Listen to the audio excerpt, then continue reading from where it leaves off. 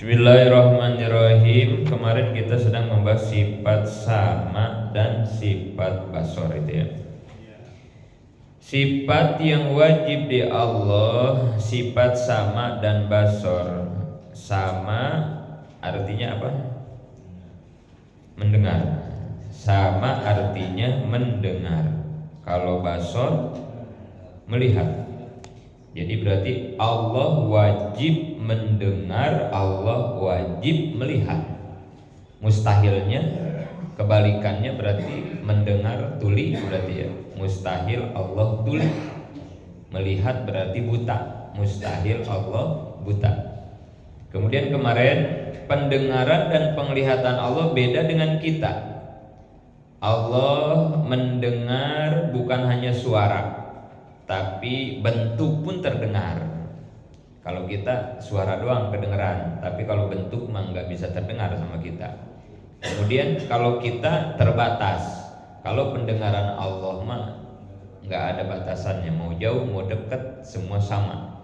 Mau suara lisan, suara hati, semua terdengar Allah mah ya. Penglihatannya juga sama. Kalau kita bisa ngelihat bentuk doang, kalau suara kita nggak bisa ngelihat. Kita bisa ngedengar, tapi Allah mah suara pun terlihat gitu ya. Kelihatan suara juga Allah mah. Kemudian tidak ada batasan, mau jauh, mau dekat, mau kecil, mau gede, mau gelap, mau terang, sama aja Allah mah ya. Kalau kita yang kecil harus memakai Microsoft, yang jauh harus memakai teropong. Kalau yang udah faktor U ngelihat kitab harus memakai kacamata ya. Jadi butuh bantuan gitu.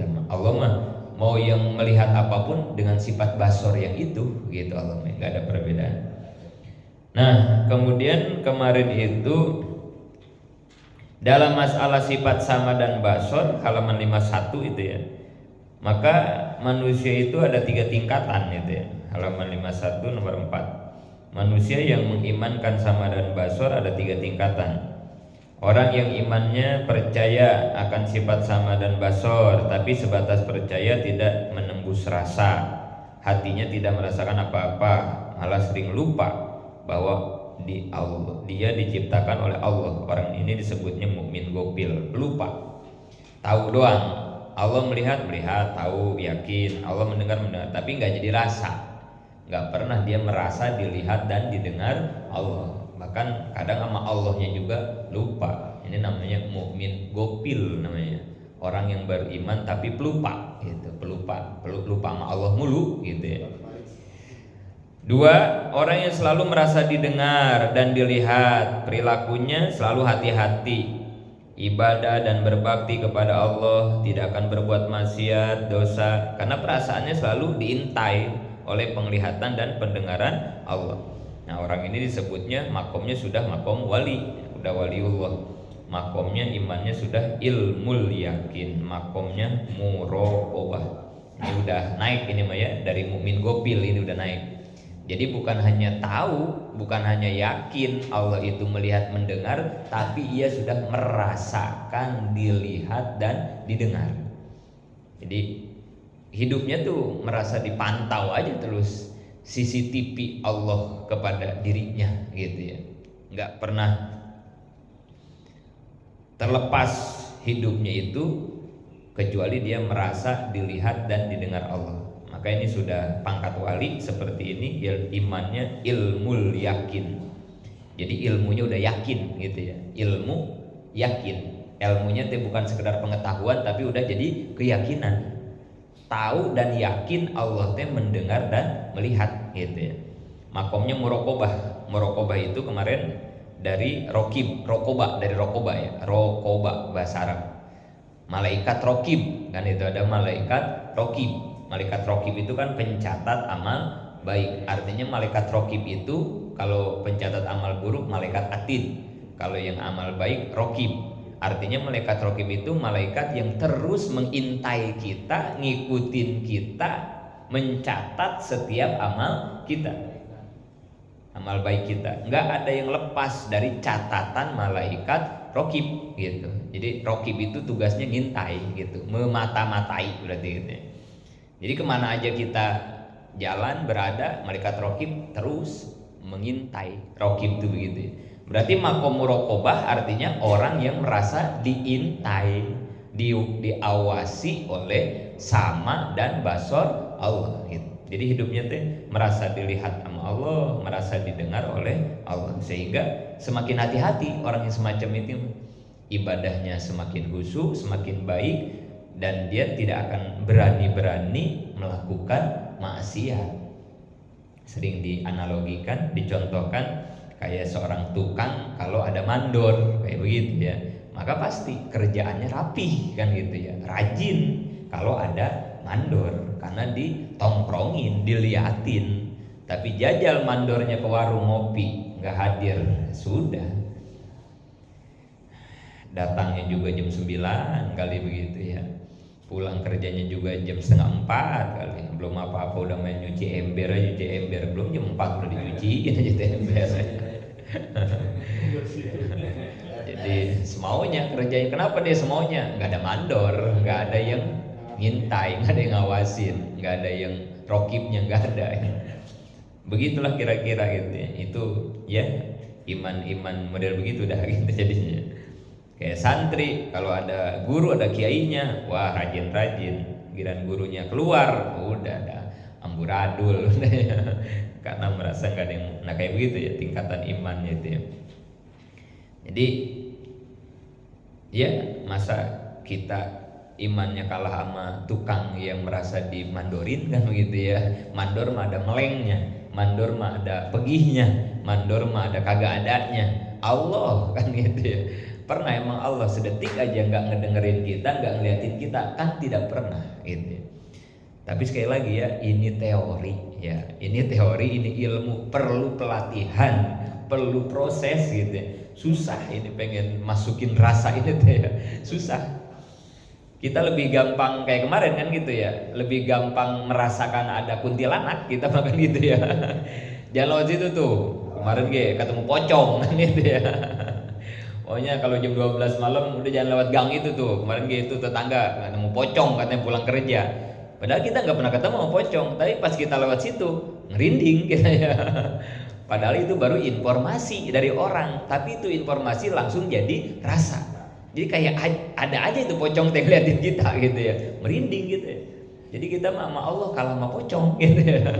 Sama pocong mah cepet banget jadi rasanya ya, sama Allah mah kagak ada merinding-merindingnya gitu ya. Santai aja gitu ya. Dianggap Allah budek kali gitu ya. Dianggap Allah buta kali gitu sama kita ya. Tapi yakin mah yakin ya, enggak, Allah enggak buta, Allah Maha melihat, Allah enggak budek, Allah Maha mendengar. Tapi susah banget pengen jadi rasanya ya. Sekali lagi teori ini harus kita latih ya. Ya inilah salah satunya dengan ngaji begini nih, latihan gitu ya. Mudah-mudahan aja teorinya udah ada mah, tinggal praktek pelan-pelan, ningkatin iman kita dari mukmin gopil menjadi ilmul yakin gitu ya. Nomor 3, ini paling tinggi, orang yang merasa melihat Allah dengan mata hatinya. Segala sesuatu yang dilihatnya berpengaruh untuk melihat penciptanya. Orang ini disebutnya waliullah juga, tapi derajat imannya beda. Karena wali itu beda-beda makomnya ya. Ada yang di makom ilmu yakin, kalau yang ini mah sudah naik lagi ke makom hakul yakin, makomnya juga naik lagi dari muraqabah menjadi musyahadah. Nah ini yang ketiga ini, yang paling tinggi ini mah ya. Jadi bukan hanya merasa dilihat, kalau makom muraqabah mah baru merasa dilihat, didengar dan dilihat. Makom muraqabah mah, ilmu yakin mah baru begitu ya. Tapi kalau yang ketiga mah, ini makom yang ketiga mah udah merasa melihat. Beda ya, dilihat sama melihat. Kalau yang dilihat mah namanya muraqabah, imannya ilmu yakin. Kalau yang melihat mah imannya hakul yakin, makomnya musyahadah. Kalau muraqabah mah merasa diintai, kalau musyahadah mah udah bisa menyaksikan. Sahadat, musyahadah. Sahadat itu kan bersaksi. Jadi dia udah bisa menyaksikan Allah gitu. Udah bisa ngelihat Allah. Tapi ingat ini ya, jangan salah ini ya. Ngelihat di sini tuh bukan memakai mata ini, ingetin ya. La tudrikul absor. Kata Allah di Quran, mata kita yang ini nggak bakal mampu melihat Allah. Yang mata ini nih ya, ini namanya basor. Ini nih, basor nih mata yang ini, basor. Jadi maksud melihat di sini bukan memakai mata ini, bukan memakai basor, tapi memakai mata hati. Namanya basiroh, gitu ya. Jadi kalau ini mah basor, kalau yang hati mah basiroh gitu. Jadi melihatnya awas, jangan. Ini karena ada juga kan ya penyimpangan dari sini nih. Jadi ada satu kelompok yang punya amalan tersendiri misalnya ya, atau jalan sendiri, cara sendiri, sehingga mereka meyakini kalau masuk ke kelompok mereka, ikut amalannya mereka, nanti kita sampai bisa melihat Allah gitu ya. Kalau kata mereka ada yang beranggapan Allah itu nanti kayak sinar lah gitu ya. Jadi nanti katanya keluar cahaya, nah itu Allah berarti gitu. Ada yang begitu juga ya. Itu namanya kelompok Nuroniyah disebutnya ya. Nah itu mah salah, bukan begitu gitu. Karena mata yang ini sampai kapanpun di dunia nggak bakal mampu melihat zat Allah, nggak bakalan bisa. Make basor ini mah nggak bisa. Jadi yang dimaksud bisa melihat Allah di makom musyahadah teh mata hatinya, basirohnya yang tajam itu basirohnya. Nah kemarin kalau ingat mah ya, kita teh kemarin lagi ngebahas basiroh itu teh ya, kemarin tuh ya. Kalau ingat mah, tapi kan alhamdulillah lupa ya. Jadi kita ulang lagi kan begitu, kalau lupa mah gitu ya. Padahal saya udah nyiapin lanjutan materinya gitu ya. Tapi karena lupa kan alhamdulillah. Jadi materi besok lumayan ya. Nggak boros materi. Apalagi mengasan Pak RT. Kamari teh ngaji kan Pak RT kan? Ini Mang Hasan mah, tapi jangan salah, Mang Hasan mah kadang dia kagak ngaji lebih pahaman beliau gitu ya.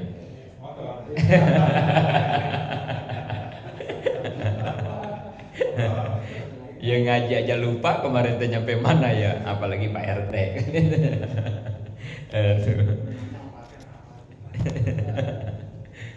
Kemarin itu sampai situ ya kalau nggak salah waktu pembahasan kita teh. Kita lagi ngebahas tentang basiroh gitu ya, penglihatan hati.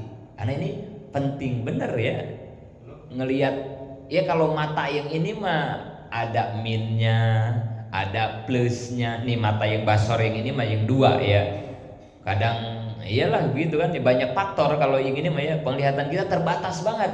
Tapi kalau pakai basiroh, pakai mata hati, ini udah nggak ada sekat, udah nggak ada jarak, nggak ada. Jangankan makhluk yang ada di sini gitu ya, Allah aja bisa terlihat dengan mata basiroh gitu. Maka ya udah, kita mending fokus ngurusin mata yang ini, yang basirohnya aja gitu ya. Ngapain mata ini mah biarin lah, ini mah seadanya aja kan gitu ya. Tapi kita mah pengen lebih mempertajam, pengen lebih awas mata hati kita. Orang kalau udah tajam mata hatinya, udah. Kan ada ya cerita ya, ada seorang mau bertamu kepada seorang ulama, ya seorang wali pastinya itu ya. Kenapa dia mau ke sana? Karena dia ada sesuatu yang mau dicurhatin lah gitu ya, mau minta nasihat. Tapi begitu sampai di rumahnya, sebelum dia ngomong langsung dikasih jawaban sama si ulama itu. Gini kan gitu ya. Ngaget dia ya belum bisa ngomong kok. Ya, itu banyak gitu ya para ulama-ulama gitu ya. Jadi dia bisa tahu isi hati kita tuh, bisa tahu gitu ya. Keadaan kita, isi hati kita, bahkan apa yang dia omongin sama kita kadang dia tahu. Dia omongin sama hati maksudnya gitu ya. Hati kita ngerentes aja gitu ya. Dia bisa tahu itu. Langsung dijawab gitu, langsung jawab. Itu banyak dah hal-hal kayak begitu ya. Terjadi dari para ulama-ulama atau para wali-wali Allah gitu ya. Itu berarti tanda mata hatinya sudah awas banget gitu ya, udah awas banget, udah luar biasa. Jadi kita lebih penting mengedepankan dan menjaga mata hati aja ya, basiroh, karena kita pengen ningkatin iman ke tingkat yang ini nih ya. Kemarin tuh awalnya kita melebar pembahasan tuh kepada salah satu yang paling mulia yang Allah ciptakan di muka bumi ini kan hati. Tidak ada yang paling mulia yang Allah ciptakan di muka bumi ini kecuali hati, kolbun, hati. Nggak ada lagi. Kenapa hati itu Allah buat menjadi termulia? Karena hanya perangkat hati yang Allah berikan di alam dunia yang bisa menembus kepada zat Allah. Mana lagi? Gak ada. Mana yang bisa nembus kepada Allah selain perangkat hati kita ya? Alam dunia ini kecil banget di alam dunia. Maka Allah nggak bisa hadir di alam dunia ini, nggak bisa, karena terlalu kecil alam dunia itu. Tapi kalau Allah hadir di hati kita, bisa. Hati kita memuat untuk menghadirkan zat Allah yang maha besar. Sanggup hati kita, bisa hati kita. Maka itu dalam hadis kan dikatakan juga ya, bahwa dalam tubuh manusia itu ada segumpal daging. Kalau segumpal daging itu baik, maka seluruh perangkat tubuh kita menjadi baik. Tapi kalau itu rusak juga menjadi rusak. Apa itu kata Nabi? Ala wahiyal qalbu, itu adalah hati. Jadi penentu semuanya dalam kehidupan kita itu sebetulnya hati kita. Hatinya sehat, maka semuanya badan menjadi sehat. Hatinya sakit, ya semuanya jadi sakit. Maka nanti kalau kita berbicara tentang bab hati, ini panjang banget gitu ya. Tapi ya ini selintas aja. Nanti mudah-mudahan setelah ini ilmu tauhid. Nah nanti kita lanjut ilmu fikih mungkin sama Habib sudah. Nah, nanti kalau memang ada kesempatan Allah kasih umur, kita pengen juga belajar tentang ilmu tasawufnya. Nah di situ nanti akan diperdalam tentang masalah ilmu hati, dari mulai takhalli, tahalli, tajalli. Nah itu semua untuk memperdalam masalah ilmu hati gitu ya. Dan itu menjadi penting sekali buat kita ya, terutama dalam ibadah kan gitu ya. Karena selama ini ya kita baru berkecimpung di tauhid, di fikih kan gitu ya, belum bisa meningkatkan sampai ke tingkatan tasawufnya gitu ya. Tasawuf itu penting. Nanti di sanalah ilmu tasawuf lah yang akan membedah secara dalam dan luas bagaimana yang disebut dengan hati. Ini selewat-lewat aja dulu ya sebagai gambaran. Mudah-mudahan yang selewat-selewat ini jadi, kalau kata orang kita menjadi eneng-eneng lah gitu ya. Jadi akhirnya pengen ngaji bab hati teh gitu ya. Oh seperti itu masalah hati gitu ya. Jadi mudah-mudahan jadi ya itu motivasi itu ya. Jadi akhirnya ada nih keinginan kita memperdalam ilmu hati gitu ya. Jadi hati adalah makhluk termulia yang Allah ciptakan di muka bumi ini. Apa bukti mulianya? Dia bisa menerima kehadiran Allah. Sedangkan perangkat lain gak ada yang bisa.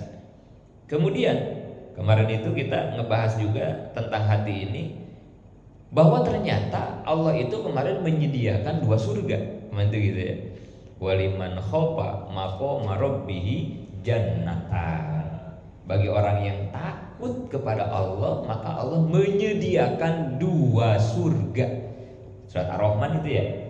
Waliman khofa maqama rabbih jannatan. Bagi orang yang takut kepadaku, takut terhadap makomku, maka dia akan disediakan 2 surga. Jadi ternyata surga teh ada 2. Kemarin itu kan gitu ya. Yang 2 itu mana kemarin? 1 surga dunia, kedua surga akhirat. Surga dunia disebutnya ajal, surga yang di akhirat disebutnya ajil. Surga dunia disebutnya ajil, surga yang akhirat disebutnya ajil, pakai ain. Surga sekarang dan surga nanti gitu ya. Jannatan 2 surga itu begitu ya. Ada surga sekarang, ada surga nanti gitu. Surga sekarang di dunia, surga nanti di akhirat. Itu bakal dikasihkan oleh Allah bagi orang yang takut kepada Allah. Nah kemarin pertanyaannya, kita lebih memilih surga sekarang apa surga entar? Sekarang aja dulu dah. Ya kemarin itu pertanyaannya begitu ya. Hasan, Pak RT bisa salah ini ya, karena kan kalian nggak ngaji kan gitu ya. Kalau yang udah ngaji mah bisa tahu jawabannya.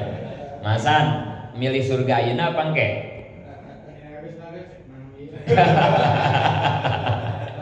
Ayeuna wae. Iya, yang benar itu kita harus lebih memilih surga sekarang. Ngapain nungguin surga entar, gitu kan? Tahu masuk tahu kagak. Ngapain? Mendingan juga kita mengupayakan bagaimana kita dapat surga yang sekarang. Pertanyaannya tuh kemarin, surga yang sekarang tuh surga yang di dunia surganya apa? Kan gitu maksudnya ya. Surga ayeuna teh, surga yang sekarang di dunia teh apa sih surga yang dimaksud surga itu? Kan gitu ya. Nah, maka kemarin tuh dikatakan dalam satu keterangan, al jannatu huppat bil makarih wan naru huppat bisyahwat. Jadi ada hadis Nabi bersabda seperti al jannah huppat bil makarih wan naru huppat bisyahwat. Surga itu selalu dikelilingi oleh makarih. Makarih itu yang kita nggak sukai. Jadi jalan menuju surga mah selalu dikelilingi oleh hal-hal yang tidak ngenakin gitu ya. Jalan ke surga kayak ngaji nih. Ini kan jalan ke surga nih. Kagak enak banget ini jalan ke sini nih. Emang tadi enteng apa kita ngelangkahkan kaki ke sini kan gitu ya? Ya kemarin aja masan kagak ngaji gitu kan ya. Kagak nyampe kemarin kan itu ya. Itu kemarin ke mana masan tuh ngaji? Sudah pulangnya udah malam kan gitu ya. Pokoknya ada aja lah ya. Kalau buat ngaji mah buat ke surga mah ada aja gitu. Gerimis dikit ge kesempatan kan gitu ya. Hujan ya kayaknya hujan kan gitu ya. Kagak jadi kita berangkat ngaji. Emang selalu begitu jalan menuju surga mah aduh berjamaah aja berjamaah. Ini ke musola. Memang rumah kita jauh apa dari musola kan gitu ya. Tapi itu kalau ngedengar ajan di musola pengen ikut berjamaah ke masjid. Itu kaki kayak diikat sama apa tahu kan gitu ya. Ya Allah, begitu jalan ke surga mah selalu dikelilingi sama yang kayak begituan dah gitu. Kagak ada yang enakin gitu ya. Apalagi sholat tahajud malam mah ya.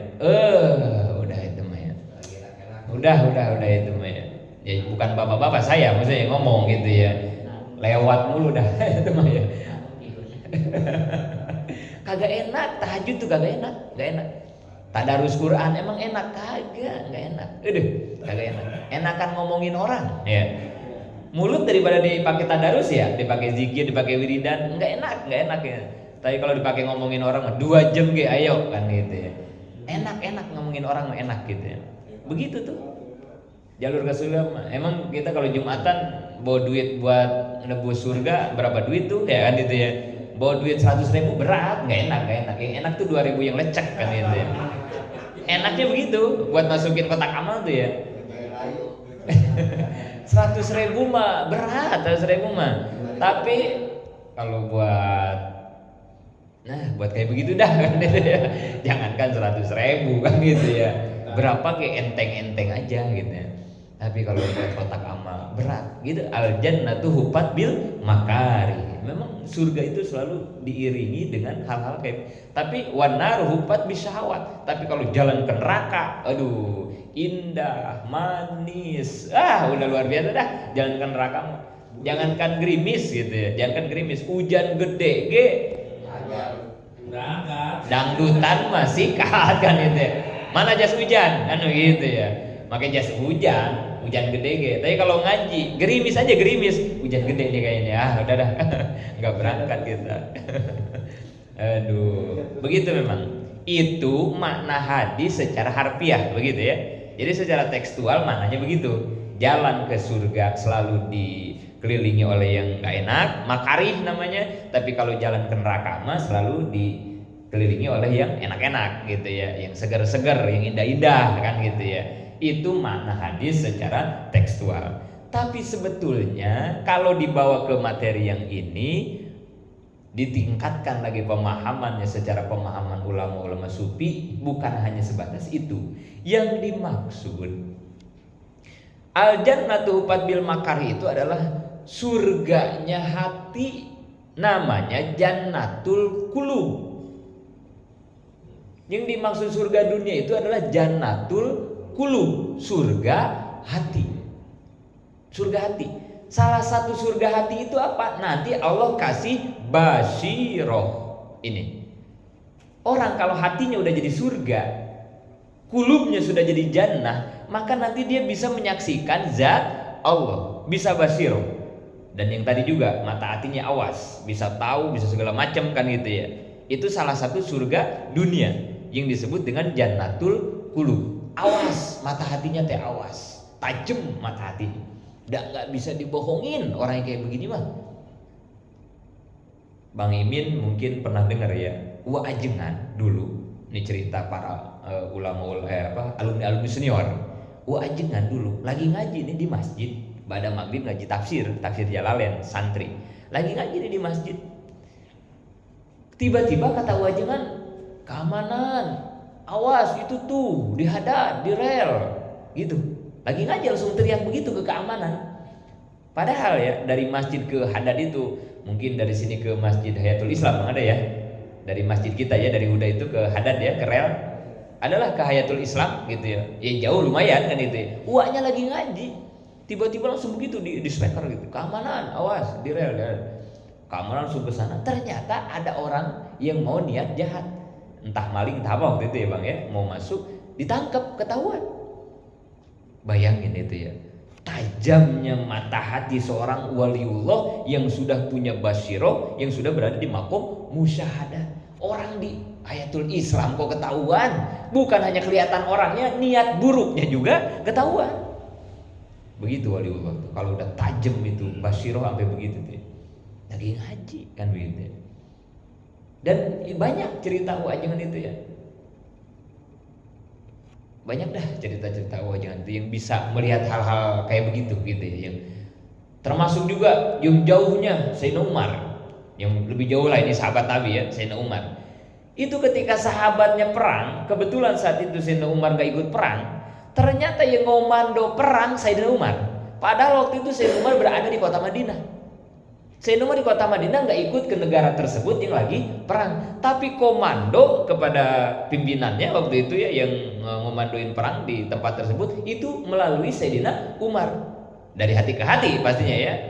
Kalau kata bahasa kita mah telepati begitu ya. Jadi Sayyidina Umar, awas di belakang musuh, awas ke pinggir. Sayyidina Umar itu. Padahal Sayyidina Umar di Madinah. Tapi yang ngomando pimpinan di sana Sayyidina Umar dari Madinah. Bayangin. Jarak segitu jauh tapi semua kelihatan jelas. Maka sekali lagi orang kalau udah tajam mata hatinya udah nggak bisa diapa-apain, udah gitu ya. Udah nggak bisa diapa-apain. Karena dia udah tahu bahkan yang akan terjadi aja tahu. Ajengan nih kalau main ke alumni, apalagi kalau ngemukimin ya Bang ya. Itu kalau ngemukimin alumni di suatu tempat, Ajengan tuh dia udah nggak lama langsung ngomong, iya engke jadi milik maneh, engke kobong maneh di ditu, entah engke di dia, begitu langsung dipeta-petain tuh Ajengan. Nanti ini tanah jadi milik kamu nih. Nanti kamu bikin masjid di sana, bikin begitu. 10 tahun kemudian atau 15 itu terjadi apa yang diomongin sama Ajengan. Bayangin, yang akan terjadi 15 tahun ke depan, bisa tahu. Itu banyak itu kejadian di para alumni senior. Makanya ya dulu mah sama Ajengan, udah kalau kata Ajengan biru udah nggak ada kata nolak. Kenapa? Sami nawato nanya saat itu kepada orang, karena keyakinan kitanya kalau Ajengan udah ngomong udah nggak bakalan salah kan begitu ya.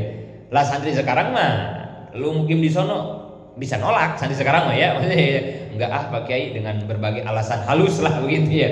Dinikahin banyak yang berani nolak santri sekarang mah. Aduh, abi resep kene ngaos Kang Haji. Udah apa aja lah alasannya, padahal memang nolak gitu ya.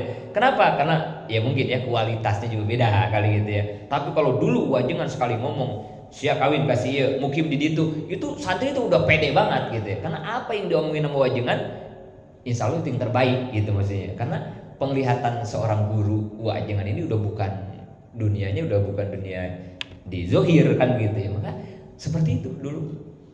Udah banyak lah cerita-ceritanya. Dan mungkin kita juga sering lah mendapati hal-hal semacam itu karena tajamnya penglihatan hati seseorang gitu ya. Maka kembali lagi yang tadi. Jadi yang dimaksud surga dunia itu adalah jannatul qulub, surga hati. Salah satunya orang kalau udah dikasih surga ini, maka dia akan punya makom disebut musyahadah. Kemudian karena hati ini sangat mulia, dia di alam dunia perangkat makhluk yang Allah ciptakan termulia adalah hati, maka Allah dengan kasih sayangnya, dengan keadilannya menjaga perangkat ini supaya tidak rusak. Apa sistem penjagaan atau antivirus hati supaya hati kita tidak rusak, tidak mati, tidak sakit. Maka tadi bil makarih, Allah kasih antivirusnya ya. Kalau obat tuh apa ya namanya?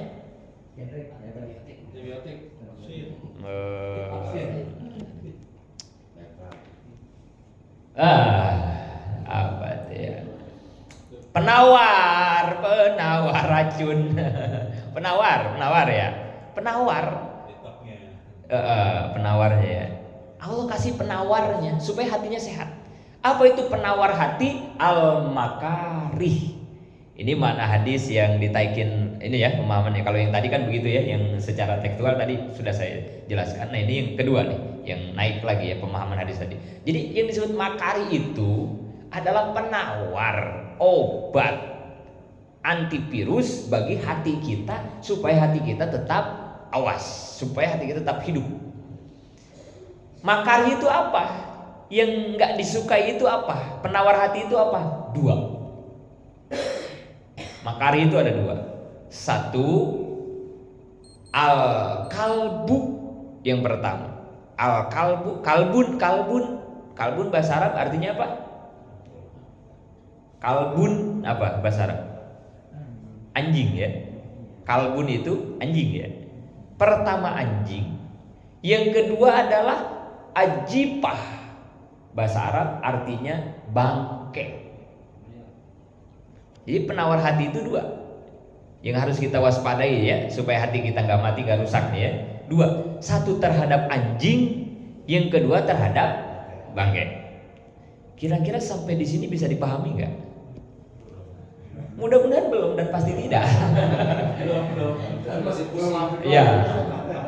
Jadi nanti untuk selebihnya lah untuk penjelasan mendalam bisa ditanyakan ke Mang Hasan gitu ya. Karena sekali lagi beliau diam-diam juga. Iya.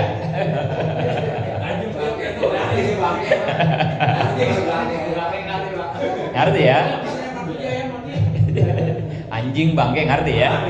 Tapi urusannya sama hati apa kan itu ya? Jadi karena sudah Isya, Mang Hasan mau ada acara katanya, mau Natalan kalau nggak salah beliau. Ini malam Natal ya? Iya, kan beliau mau pejabat ya. Pasti ada undangan khusus lah gitu ya. Insya Allah kita lanjutkan pada pertemuan berikutnya. Mudah-mudahan manfaat. Amin ya Allah.